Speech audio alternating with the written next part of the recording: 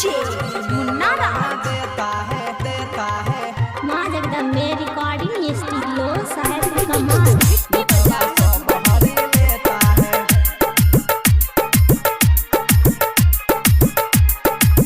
दुखवा सब हरी लेता है।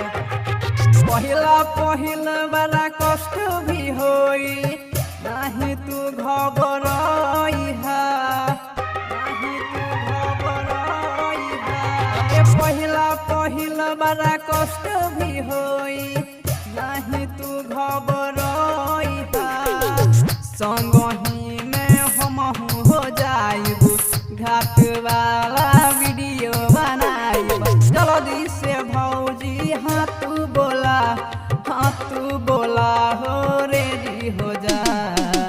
गोदी में ललना देता है दुखवा सब हरी लेता है।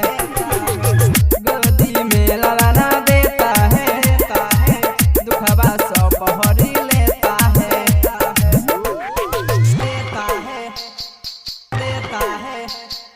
देता है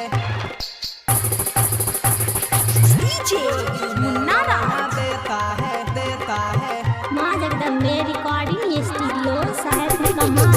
दुखवा सब हरी लेता है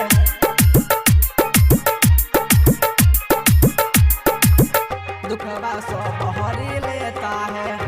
अहे मैया हमर बिया बहुते दयालु करी है उपकार।